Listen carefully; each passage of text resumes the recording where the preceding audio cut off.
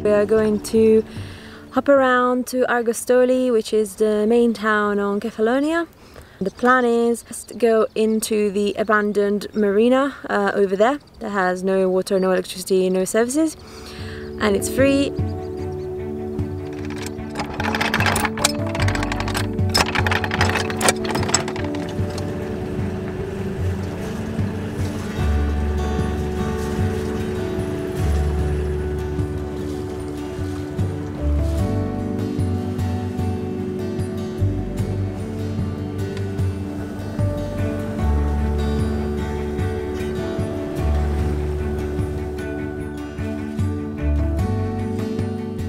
We headed to Argostoli, a town that is close to Kefalonia's airport, because I needed to fly home and my family was coming to visit.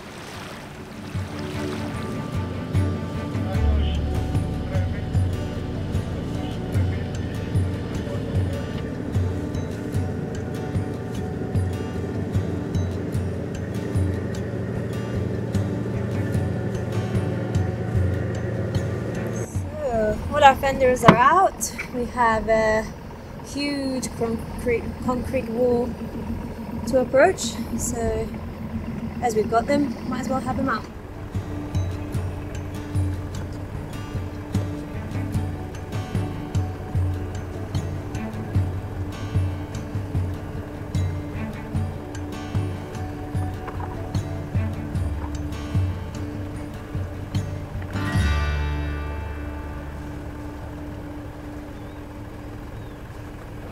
So we are on the dock and now we're just gonna reposition Skua so that if anyone wants to come in, they have more space to maneuver, and fingers crossed we get more protection.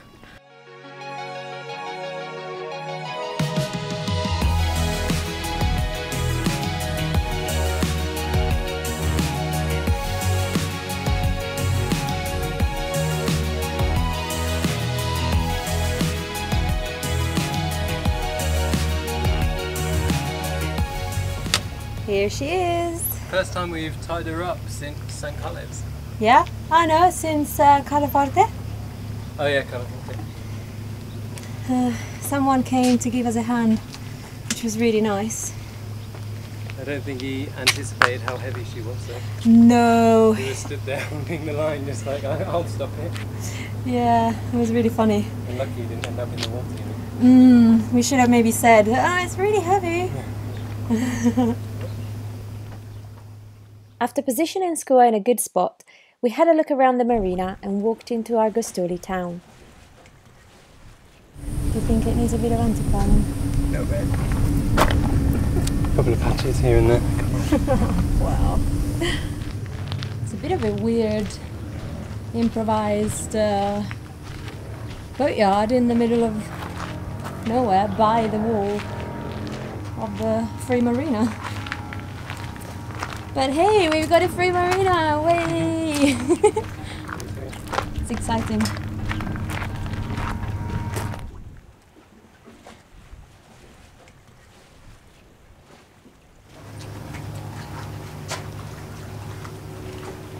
How long do you think until it falls down? No, hard to destroy a boat, but it's pretty close to the end. I mean, look, this. Let me just adjust these settings for you. This goes into the hull. That as well.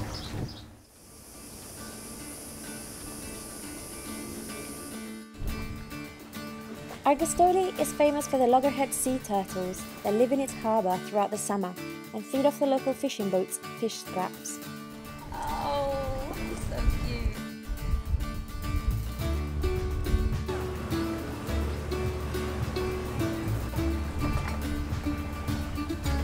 How are you liking this free marina? Yeah, it's nice. It's nice not to worry about the holding out in the anchorage, and it's pretty quiet. The only thing is the breeze doesn't come through the boat in the same way that it does when you're at anchor, but it's a pretty good trade-off today, I think. Knowing that we can wander around and go into town and just linger in the Argostoli rather than being worried about the boat. So yeah, pretty happy. It would be nice to be at anchor. You get like a better view and stuff, and it's less hot, but yeah, Yeah, it's pretty nice here.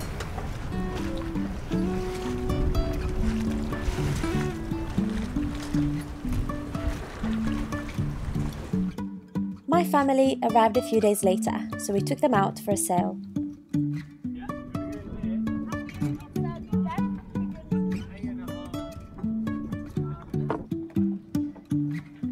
Since we got Squaw, we'd had problems with the hydraulic steering. We decided to try out tiller steering, as it's a robust and simple system which offers better feedback. The wheel also took up a lot of cockpit space and put the helmsman far from the sail controls. What's going on? We found what looks to be like a really good wood shop. So we're going to go and get a piece of wood that we can use to make a tiller. We've ummed and ahed about the tiller quite a lot, and we think we are going to go with it for a few different reasons. So we're going to take this opportunity to go and grab a taxi, because it's actually quite hard usually to find like decent hardwood, and the guy in the hardware shop in town said this place is really amazing, so that's what we're going to go do. Hopefully we'll be able to find a good piece.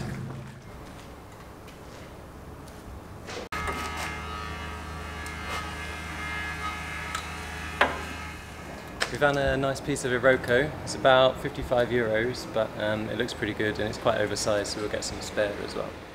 So we did a bit of a silly one. We came by taxi and just thought, yeah, we'll get a plank that is 1.6 meters long. It's gonna fit in a car, it's fine. In the end, the plank that we got is 2 meters long.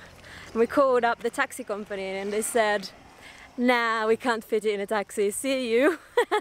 And we're over an hour from the marina in the scorching midday sun with this huge piece of Iroko, which is pretty heavy, and I'm wearing flip-flops.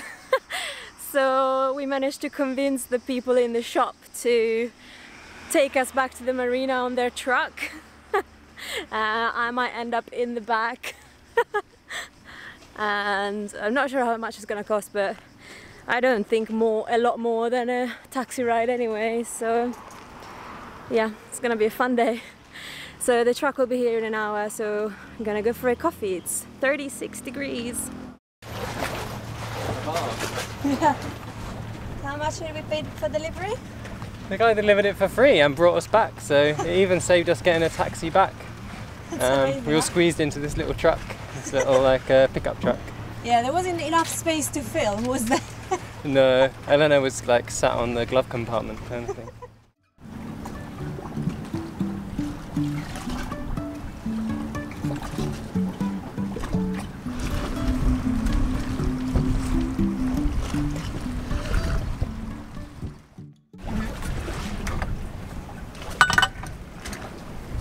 We've been exploring how to sort out the tiller conversion for the boat.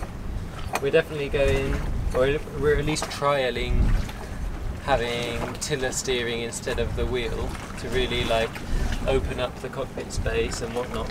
And there's an emergency tiller fitting which lots of other, not lots, but some other Tayana owners have adapted to use as a tiller on a permanent basis. So that's just in this deck plate here at the back. These are our two emergency tillers, so I think we can use this fitting off this one and then just adapt it with a longer tiller so that it's easier to use.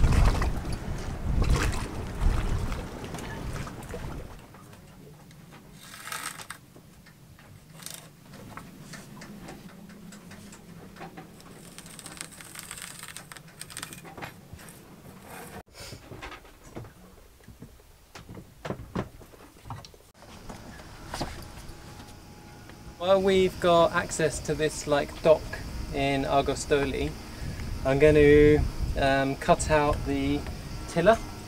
So this is obviously the bit of wood that we chose in the wood shop, and I've sketched out the shape of the tiller. I designed it on CAD first and then drew the shape of the block around the tiller, and then at 20 centimetre intervals I took measurements off the CAD program to determine how far down it should go, both for the top line and the bottom line. And then from there I just traced it using a hacksaw blade because it's a bit flexible to give me this line, and I've traced it to avoid this kind of knot. And I'm going to try and cut it with this, which is our multi-tool. This blade won't go all the way through, but it should be good for doing the first cut. I'll try and keep it as close to level as possible, and I'll cut outside the line just in case if I do wander and I cut in a bit, then that should be recoverable. But the main thing is to try and keep it sort of like vertical so that the top is nice and flat.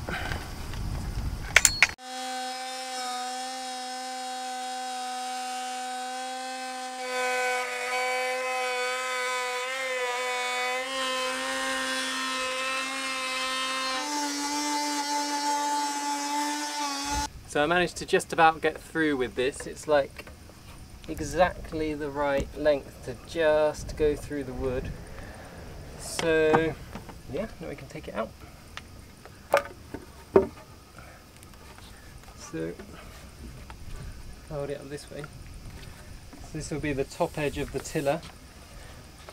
I'll just sand this down nice and smooth and then take it down to the line.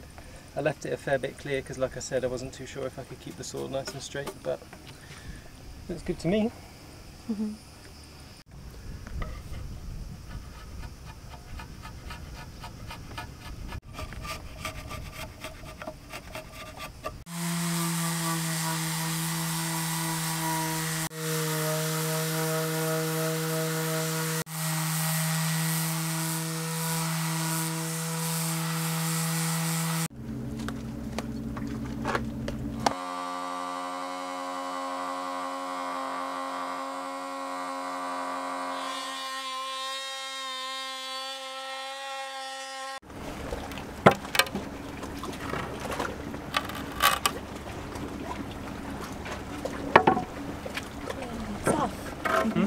It's off. Yeah. Nice. It's going to take a lot of chiselling work. It's been really hard cutting the inside of this, especially keeping the saw straight. It's a nice preview of the tiller though. Yeah. It's not too heavy actually, look at this. No? Yep. And it's just shorter than I am. So here where there's quite a bit of waste to take off, rather than just like keep chiseling away at it, what I've done is I've done horizontal saw cuts, and then I'll just chisel up against those because then normally you can get like nice big chips off and it goes a bit quicker.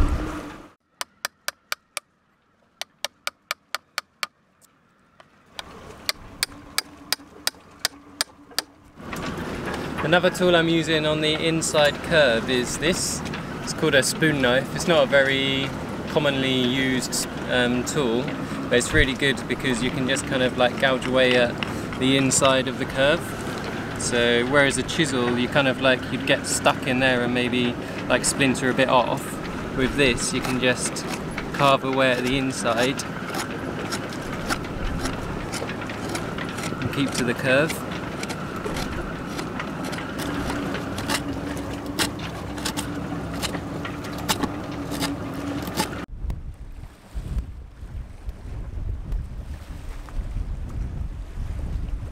So the shape is very roughly roughed out, and I've got it broadly square most places. You can see like the surface isn't perfect, but that's fine because in a lot of places the edges are going to be tapered, and then obviously up here where you hold it is actually going to be round so that it's nice to hold rather than squarish. So I think we'll go with square from around here back. So it'll be more or less like this, but obviously sanded nice. And then it'll kind of go into a taper where it's then beveled, so it's kind of got like a angle of 45 degrees along this point, and then from there it will start to be rounded.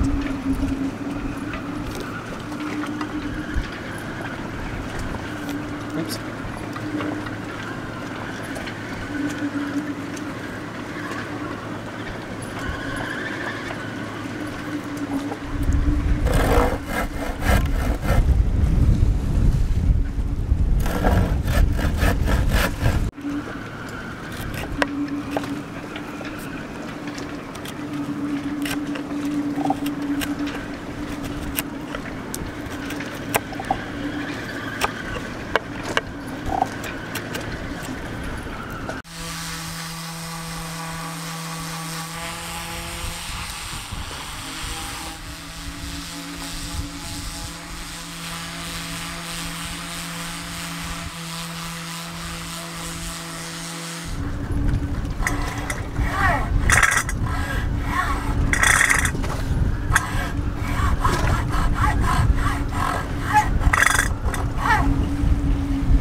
using a hacksaw because it gives a much finer cut. It gives you slightly more control if you just use it carefully than the other saw we've got, which is really for like ripping through boards and stuff, and yeah, a bit harder to control because the teeth are really big. So at the moment I'm just kind of shaping it to suit us, particularly Eleanor, because she's got much smaller hands, so I'm just shaving it down a bit. You can see I've taken off a little bit here just by cutting in with the hacksaw and then just kind of like shaving it off with the chisel. You need the chisel to be really sharp. So yeah, I'm just going to do that a little bit on the sides to match how Eleanor wants it. I'll do it a little bit at a time and then keep getting her to feel whether it's comfortable or not. And then I'll obviously sand it with more 40 grit paper and then get this area in particular nice and smooth. But I'll go over all of it with 120 grade as well, just so that none of the little kind of like circles from the sander show up. And then yeah, and then I need to start work on the bottom bit where it actually connects, all the metal work that connects it to the rudder post. It's looking good. Yeah, it's coming out okay, I think. It's looking awesome. I think like similar to teak, it's got this really nice honey colour Iroko when you first work it, and then it kind of darkens and greys over time. But hopefully if I sand it back and then wood skin it, hopefully it'll retain some of that. And then maybe we'll get some oil for the bit that we have to touch. And then I want to do a Turk's head knot in between the two. So there'll be oil, then a Turk's head, and then wood skin. I don't know exactly from where, but that's the plan. I had to fly home to take care of some medical stuff, so Ryan kept working on the tiller in Argostoli.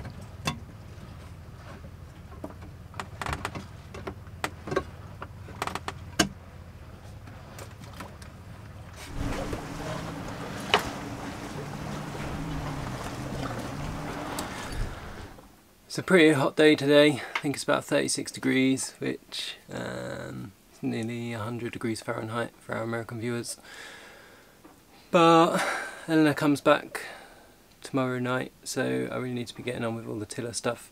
This morning I've been doing the hydraulics, so I haven't really been able to film very much because I've been covered in hydraulic oil. But we have the autopilot working again, so that's fine. Yeah, it was a messy job and I had to improvise a reservoir because the old wheel pump acted as a reservoir, but figured all that out, got all that sorted, had to mount a little handle for switching between hydraulics and tiller. So yeah, that's all done now, but it's now 3 o'clock in the afternoon and the breeze has died, so the temperature's gone up by about 1,000,000 degrees. And now it's time to start drilling the plates, the flat metal bar which will connect the tiller to the old emergency tiller head. So yeah, I'm in for a long, slow, hot afternoon. But yeah, drilling stainless is never really much fun. If you drill too fast then it overheats and becomes incredibly hard, and then you just basically can't drill through it anymore and your drill bit will snap. So what I try to do is I'll get like a 3mm drill bit to start off with, and then drill one hole with that, then drill the next hole, then drill the next hole, then drill the next hole, and then go back and drill them all with a 4 or 5mm drill bit, and then slowly increase in size, but go like in the sequence of the holes, not like work one hole until it's the full size. And then it just gives it a chance to cool down, and obviously using oil to lubricate it. Yeah. So I'm about to start that.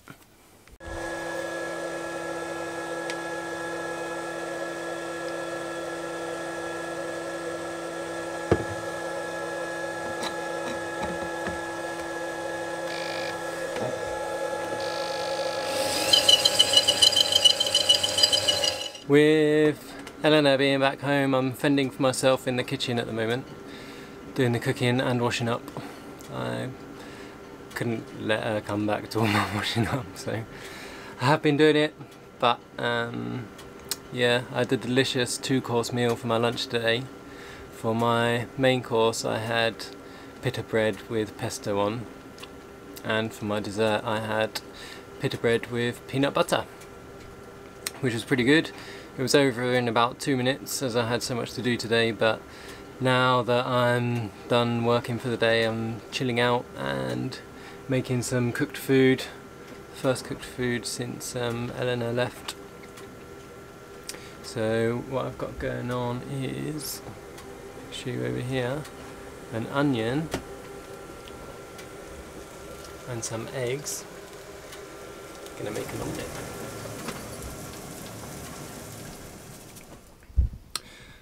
So it's back on with the tiller conversion jobs this morning. I'm going to re-bleed the autopilot because with the hydraulics over like the first maybe like 24 hours or whatever, like little air bubbles that were in the system, which are inevitable from when you fill it, they kind of like all get together and then you have to bleed them out. So that's the first job. I probably won't be able to show it much because it's kind of down in the lazarette and pretty dirty, but the other thing I'm doing is making a plywood infill for where I removed the pedestal base, so I can show you guys that. So that's the old pedestal base that kind of went in there like that. So where I've removed it, I don't really want to leave this hole because it's about an inch deep, so you could easily like step in it, and then obviously if any rain or water came into the cockpit, we wouldn't really want these holes in the bottom because then all the water would just go straight through into the lazarette. You want it going out through the drains. So I'm making up some plywood kind of templates. I just traced around the bottom of the pedestal base and then I'm just cutting these out with the multi-tool thing. So yeah, it's pretty easy, it's pretty soft plywood. I'd quite like to replace it eventually with some hardwood or something, but should do for now.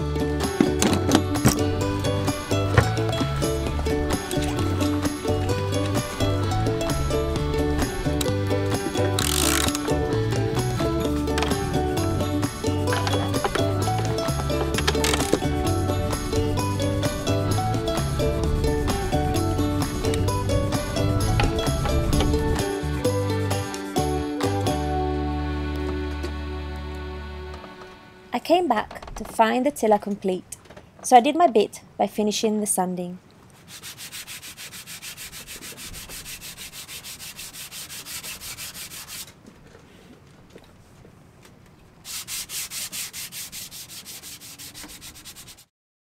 So this is the nearly finished tiller. We just sanded it down this morning with some 120 and 240 grit just to make it smoother and nicer to sail with, because you don't really want it too rough where you get loads of calluses and blisters and stuff.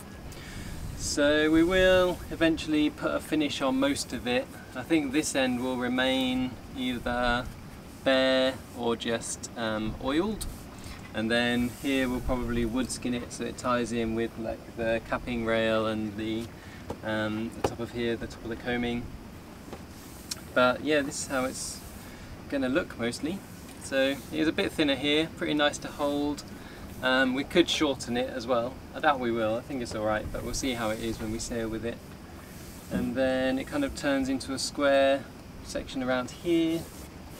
And then, so here it's got 2 bits of high density polyethylene, I think it's called, which is just like a chopping board, and that distributes the load from the metal.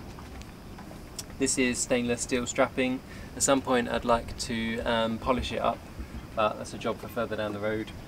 And then, yeah, this is just the old emergency tiller head. We actually had 2 emergency tillers. One was like a full tiller but short, maybe like this long, and then the other was just for attaching a tiller pilot to, but we don't have like a base mount for that tiller pilot attachment, so, and I don't think a tiller pilot could really steer this boat in much other than flat calms. So yeah, it automatically stops when you lower it. It stops here because this bit of wood goes up against this bit of metal. And eventually I'd quite like to trim this part of the old tiller head off and then round these off. I think that'll look a bit neater, but for now it'll do. Pretty happy with it. And one of the best things about it is that if you just kind of lift it up, there's enough friction in this part that it just stays. So if you just want it out the way, say if you've just put the hydrovane on, or if we're at anchor and we just don't like want the cockpit space to be taken up with it, then it just pushes up, stays there, and you've got a nice really big cockpit space. Thanks for watching. If you enjoy our episodes, consider becoming a patron to get access to exclusive videos and content. Join us next week as we prepare to set sail for Malta.